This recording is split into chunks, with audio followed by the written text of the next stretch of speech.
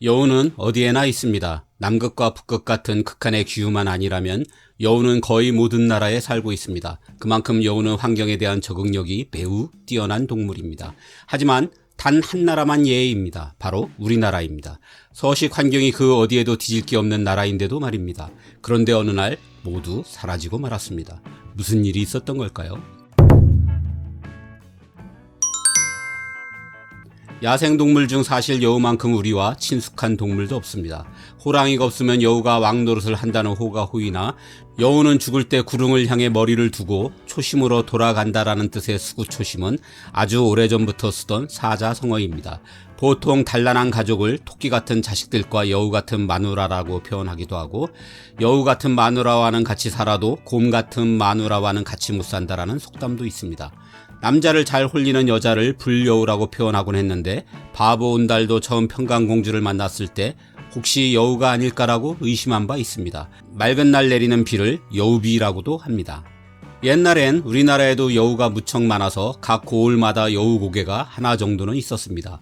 서울에선 지금 사당동과 과천을 연결하는 남태령이 여우가 많이 출몰한다고 해서 여우 고개라고 불렸습니다. 어렸을 적 여우야 여우야 뭐하니라고 시작하는 동요를 안 불러본 사람은 없을 것입니다. 이어 밥 먹는다 무슨 반찬 개구리 반찬 죽었니 살았니라고 물어보고 살았다고 답하면 여우에게 잡히지 않기 위해 잽싸게 도망쳐야 했습니다. 이렇듯 여우는 아이들의 흔한 놀이에도 등장할 정도로 사람과 아주 가까이에서 살아온 동물입니다.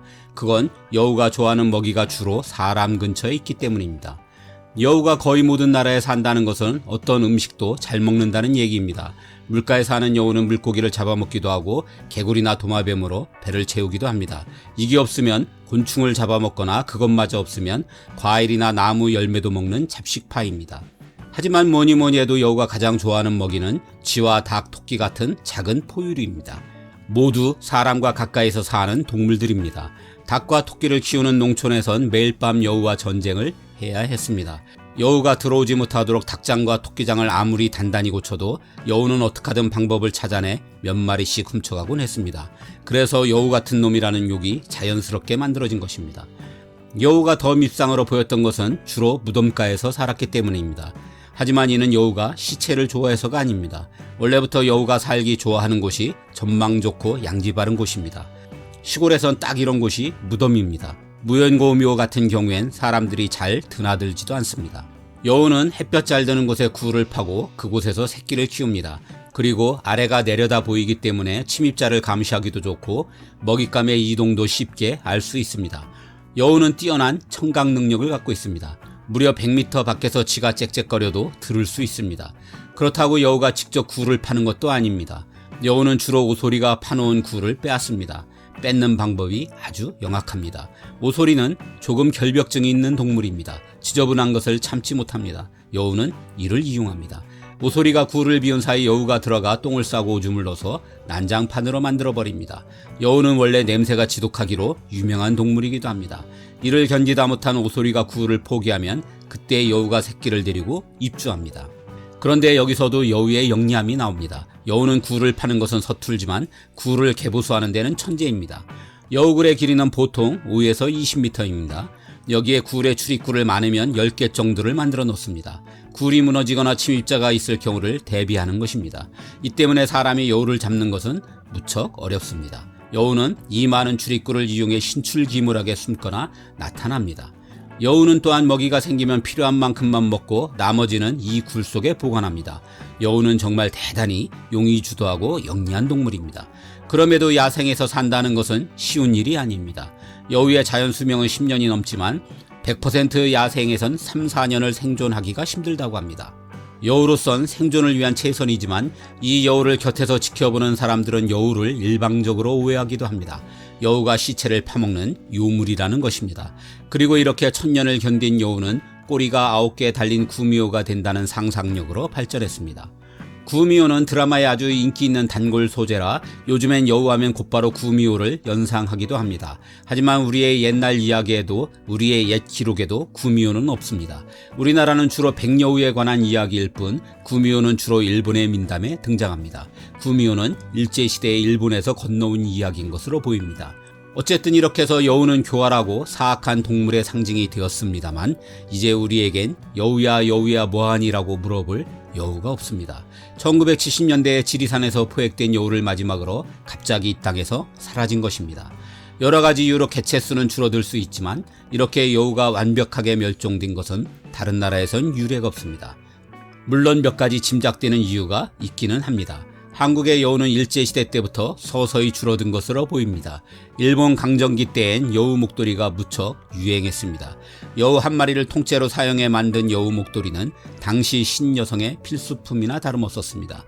일본 여성들에게도 여우 목도리는 부의 상징으로 여겨져 그때 수없이 많은 여우가 남획되었습니다. 여우 목도리는 그 후로도 오랫동안 우리나라에서 유행했습니다. 1960, 70년대에는 외화벌이를 위해 많은 여우 가죽이 수출되기도 했습니다. 암튼 1953년 휴전 직후 창경원의 동물원을 복원하기 위해 여우를 포획했더니 생각만큼 잘 잡히지 않아 애를 먹었다는 기록이 있습니다. 이미 일제강점기를 거치면서 여우가 드물어지기 시작했다는 방증입니다. 그 다음 원인으론 여우의 서식 공간이 줄어들었다는 점이 꼽히고 있습니다. 6.25가 끝나고 1950년대 중반이 되면서 우리나라는 베이비 붐이 불면서 인구가 본격적으로 늘기 시작했습니다. 여기에 1960년대부터는 급속한 산업화가 진행되었습니다. 이는 많은 면적의 산림 훼손을 가져왔습니다. 여우가 살만한 공간도 여우의 먹잇감도 급속히 줄어들게 된 것입니다. 이렇게 위기를 맞은 여우에게 1960, 70년대 전국적으로 벌어진 쥐잡기 운동이 결정타를 날렸습니다. 당시 전국의 쥐는 6천만 마리 정도로 추정되었습니다. 이 쥐가 갉아먹는 곡식이 전주 시민 전체가 무려 1년간 먹을 양과 같았습니다. 워낙 먹고 살기 어려웠던 시절이라 쥐를 잡아 이 곡식이라도 아껴야 했습니다. 그래서 당시 정부는 마치 군사 작전하듯 일제히 같은 날 같은 시간에 전국에 쥐약을 놓게 했습니다. 구도 살벌해 간첩 때려잡듯 쥐를 때려잡자였습니다. 요즘 아이들은 기절초풍할 일이지만 당시 초등학생들은 집에서 잡은 쥐의 꼬리를 잘라 학교에 가져가면 학용품 선물을 받았습니다. 이렇게 해서 많은 쥐를 잡을 수는 있었지만 이게 여우에겐 재앙이었습니다. 여우의 먹잇감이 대폭 사라지기도 했고 쥐약을 먹은 쥐를 먹는 바람에 수많은 여우가 죽었습니다. 물론 당시엔 쥐가 여우의 식량이고 쥐가 없으면 여우도 사라진다는 것을 몰랐습니다. 알았다고 하더라도 상관하지 않았을 테지만 말입니다. 아무튼 이렇게 해서 여우가 우리나라에서 멸종됐다는 게 학계의 설명이긴 합니다. 하지만 이게 다는 아닐 것 같습니다. 대량으로 쥐약을 놓는 나라가 우리뿐이 아닙니다. 더구나 여우와 식성이 비슷한 족제비나 너구리는 멀쩡하기만 합니다. 때문에 여우가 멸종된 데는 우리가 알지 못하는 전염병이 한몫했을 것으로 생태학자들은 의심하고 있습니다. 현재 우리나라에선 소백산 일대에서 여우를 복원하기 위한 작업이 진행 중입니다.